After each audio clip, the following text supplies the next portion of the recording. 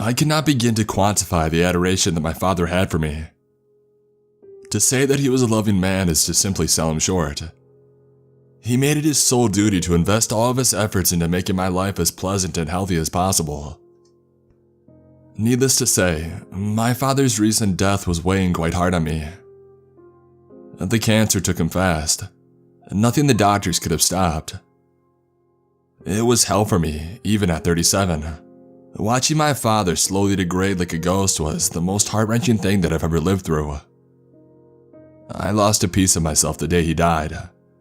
One that I would never get back. It's been about a month since my father passed. My wife and I were apprehensive about going through his belongings. It almost felt wrong in some strange way. You see, my father had no family other than myself. My mother passed away when I was very young, and his longtime girlfriend, who was basically my mother, died a few years ago in a car accident. Basically, all of my dad's stuff was left to me, and the thought of going through it turned my stomach.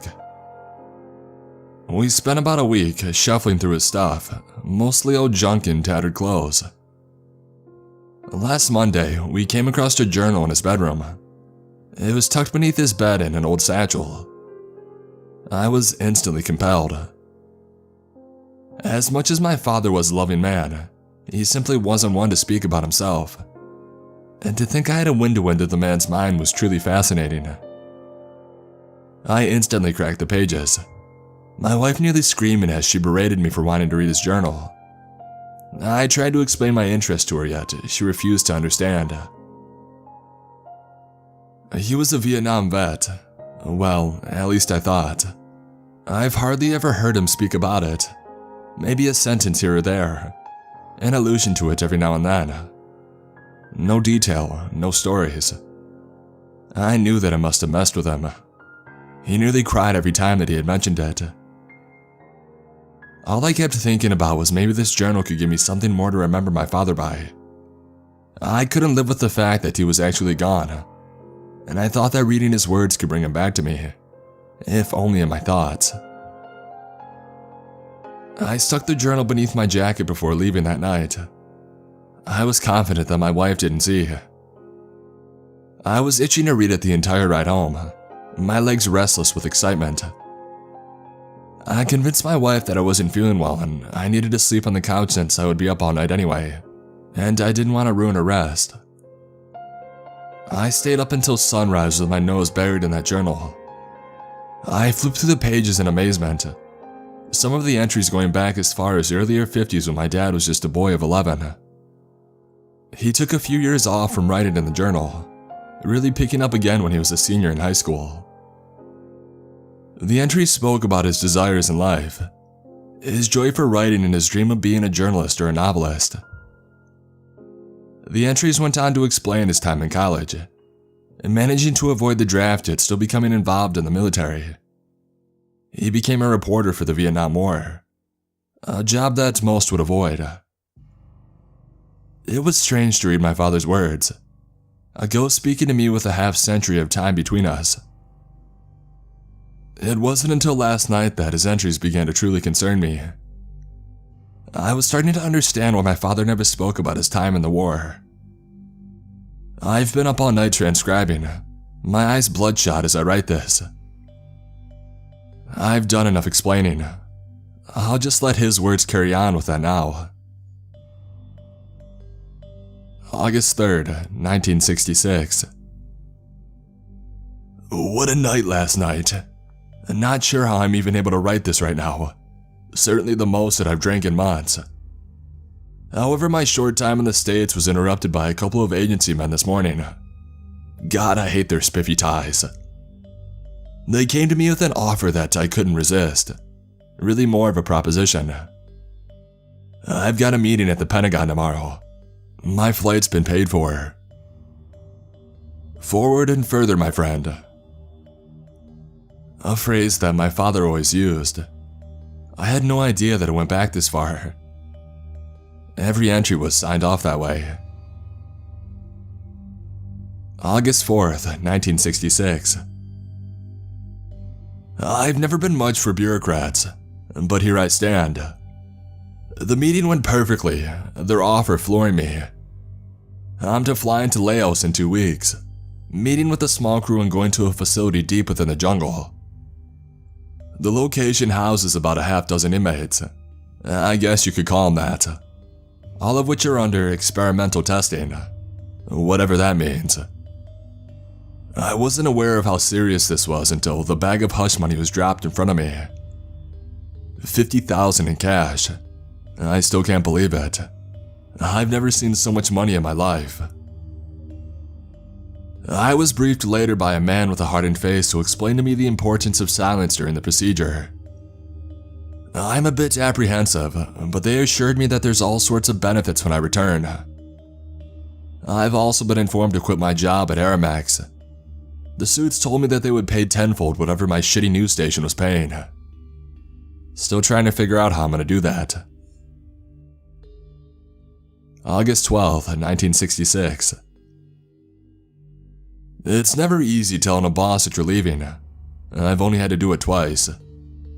I would say that he took it somewhat well. He wished me luck in my future endeavors. I was dying to tell him where I was going, and what I was going to be involved in. I've never been much for keeping my mouth shut, but these guys seemed very serious. I mean, I was in the Pentagon for Christ's sake. August 17th, 1966. This is much more serious than I ever considered. I met a decorated general this morning. His face is pale as a ghost. He was in charge of the logistics of what he was calling this mission. I was introduced to 2 soldiers who would accompany me into the jungles of Laos, along with 1 cameraman and 3 black suitcases. My flight leaves in about an hour. August 18th, 1966. I hate flying overseas. Not only is it agonizingly long, but not even the slightest bit of stimulation when I look out the windows. Just endless miles of sea. August 25th, 1966. They confiscated all my things when I landed. Both soldiers, the cameraman, and myself all had to go through days of tests. Mental evaluations, health evaluations, intelligence tests, blood types, first of kin. On and on and on. Questions upon questions, hours upon hours. I'm just thankful that they finally gave me my stuff back. I've been dying to write. August 26, 1966. Today is the day, finally. The 4 of us are scheduled to meet Sergeant Sayer at noon. He is to take us to the facility and direct us in actions during our stay. August 26, 1966. We've been driving for hours. I haven't seen another human besides the one sitting in this truck for the past 8 hours. The road is desolate and narrow, the jungle closing in on both sides. I pray for our safe arrival. August 27th, 1966. I had no idea that we had to walk as well. The road came to an abrupt end, nothing but endless jungle surrounding us. Sergeant Sayer explained again the severity of the situation. He explained to us the nature of what we were about to film and how there are no roads leading to the building we're heading to. I'm told that it's a 4-day walk. Not looking forward to it. August 31st, 1966. The jungle is hell. I've been infested with insects and drained of energy. The gray stone walls of the facility stood eerily amongst the deep greens of the jungle. The juxtaposed right angles grew from the ground like an unnatural entity, yet it was the most pleasant sight my eyes had ever seen. The facility welcomed us. There was about 10 men running the place, 8 of whom were of German descent. The other 2 were from Laos. They housed me in a small room with an even smaller shower and bathroom. I don't care though. Just getting my body clean was enough for me. It's about 1 a.m. right now. Sawyer briefed me on the activities of the next day and he informed me to be up before the sun. My eyes are getting heavy now.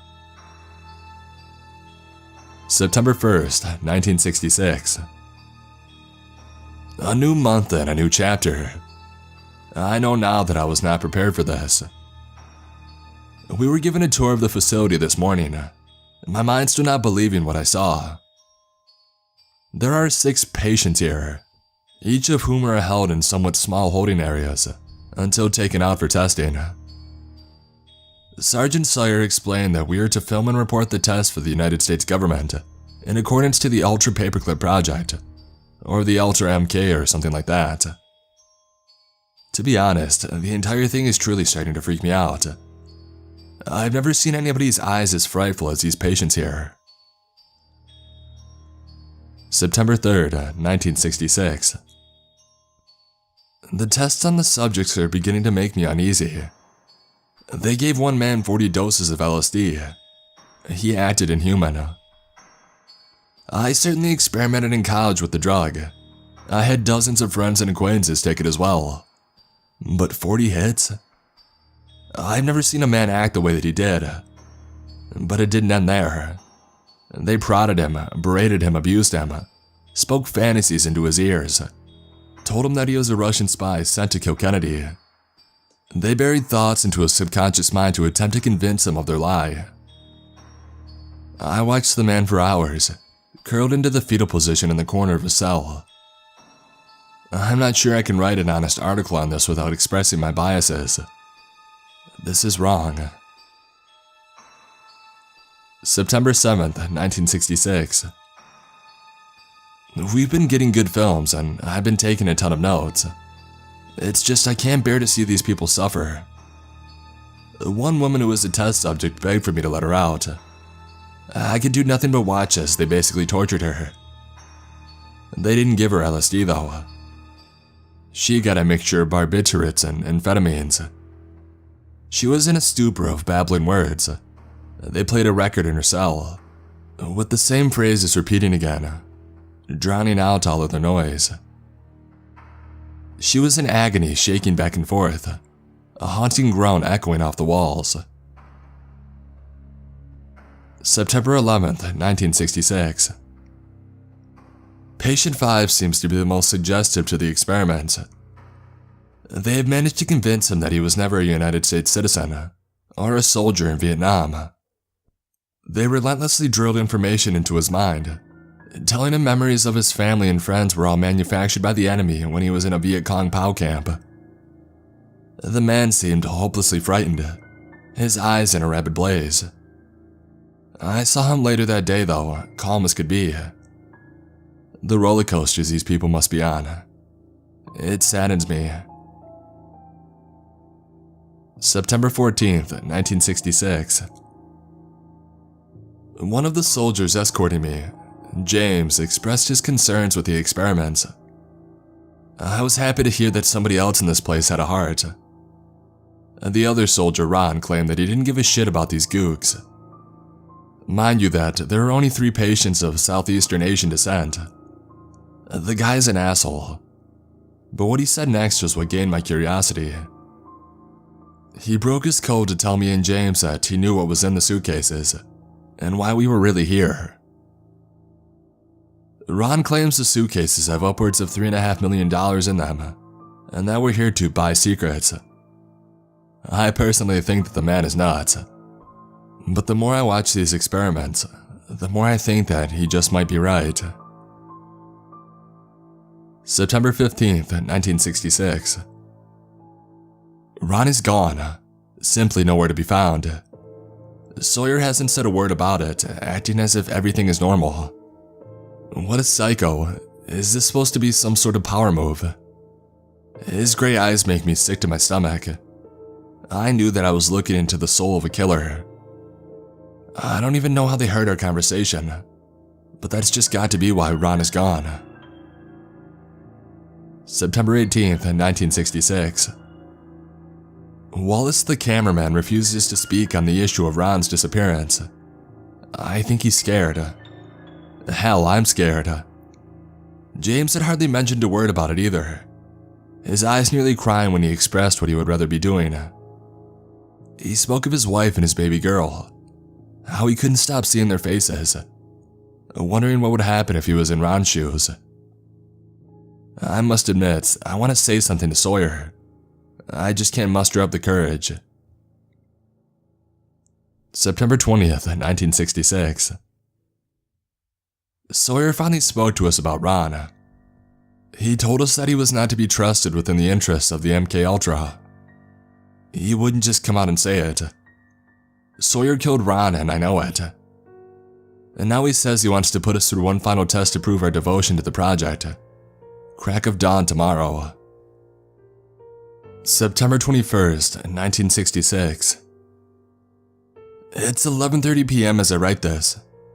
I haven't been able to sleep, and I probably won't for the rest of the night, maybe even the whole week. Sawyer took me, James, and Wallace to the ground level. He walked us through a hidden door that led to the deep basement. That spiral staircase felt like it took hours to traverse. It took us to a small corridor. The room was dark. Sawyer walked each of us into separate rooms, closing the door behind us. The rooms are tiny, hardly enough room for 5 people to stand in. They were also dead silent. After a few minutes, Sawyer walked into my room. I looked into those cold eyes and I gulped.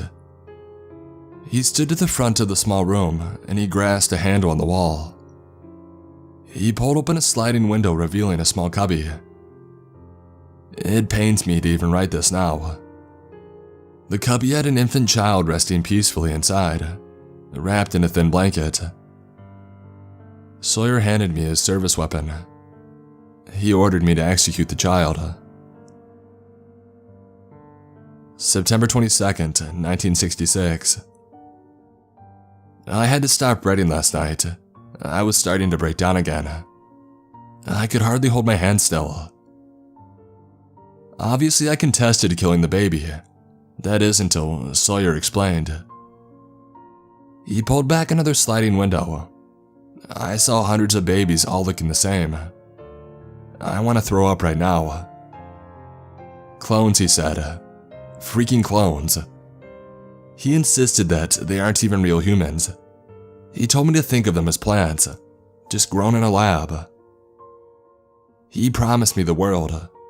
Told me that I'm a part of a groundbreaking study and I needed to prove my allegiance. He offered millions. Anything that I wanted. That monster got to me.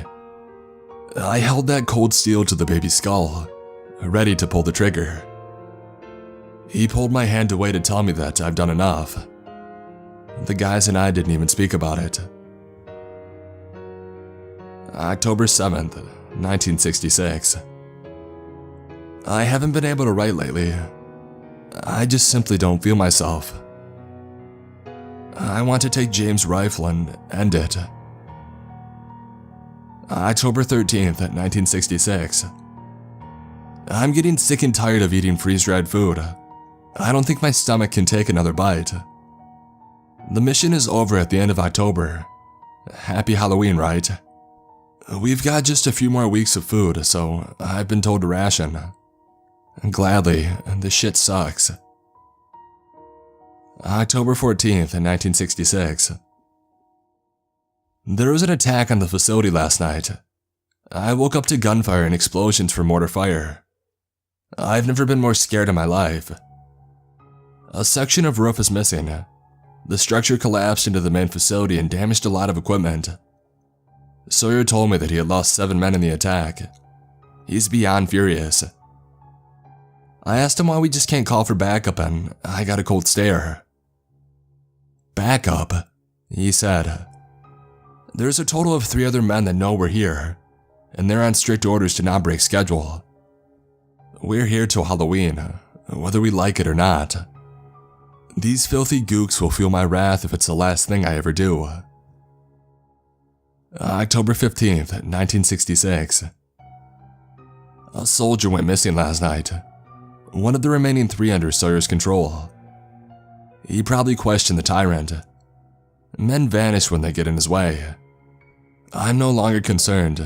I'm angry, and I want Sergeant Sawyer dead. October 16th, 1966. I convinced James to assassinate Sawyer. He's going to do it late tonight. We're getting out of this shit alive. I'm not carring to this messed up asshole. I'll eat this entire story, I don't care. I'm bringing this whole thing down and we're starting with Sawyer. October 17th, 1966. I found James dead this morning. He was still in his bedroom, his rifle in hand. He had told me multiple times how this whole thing was getting to him. I think I pushed him too far. I need more rest. October 18th, 1966. James' suicide has caused an upheaval between the few remaining men in the facility. I'm worried that this will get out of hand quicker than it already is. October 19th, 1966. A second soldier has gone missing. No doubt anymore that Sawyer is behind this. I'm struggling to understand his motives, but there's not a doubt in anybody's mind anymore that he's behind this. The last soldier came to me this morning. Mutiny in his words. October 21st, 1966. It's over. Sawyer is dead. It's 3 in the morning. Wallace, myself, and the soldier are sharing a cold one. Cheers to our victory. We plan to wait until the 31st. A small group should be coming to escort us. We'll explain this how when they get here. October 22nd, 1966. I'm currently hiding inside my bedroom closet. I found Wallace hanging halfway out of a large air vent on the ground floor, his skull bashed in. In that vent I found other bodies, all except Ron and James. I can't believe it's that soldier. He seems so nice. He was pounding on my bedroom door a few hours ago, begging me to speak to him. I've been hiding ever since. October 23rd, 1966. I haven't heard the soldier all night. I think I'm going to try and make a run for it. The jungle may surely kill me, but I have a better chance out there than I have in here. These may be my last words. I hope that whoever is reading this will tell my friends and family that I love them. I pray the events of this cold facility will go public to the world. I'm hiding again. I found the soldier's body in the kitchen, a knife sticking out of his chest. It's a 4-day walk to the closest road. I pray for a safe return to my freedom. May Christ be with me. To all who may read, God loves his children. This place is unholy. I saw Satan's children in that basement. Those are not my God's children. October 27th, 1966. The walk wasn't as bad as Four Eyes made it seem. He died quicker than all the rest of them. I think he actually wanted to go. He didn't even try to resist when I found him underneath the couch. He simply let me slide the knife into his neck. I stole Grey Eye's keys and explored a little bit before I left. I found a suitcase full of cash, and deep within the basement, I found what I was truly looking for. They scraped our skin thousands of times. I always wondered what they were doing with it, and now I know. I grabbed one of those precious babies and I took him with me. I'm not even sure that he's one of mine. He looks a little bit more like Patient 2. Either way, he's mine now. I've never felt such freedom in my entire life. I think I'll make my way to America. As much as I've tried to convince myself that I wasn't from there, I'm still quite sure that I was. It was a long 8 years in that hell. I'm just glad to be done with it. Maybe I can give this little guy a good life over there. Signed, Patient 5.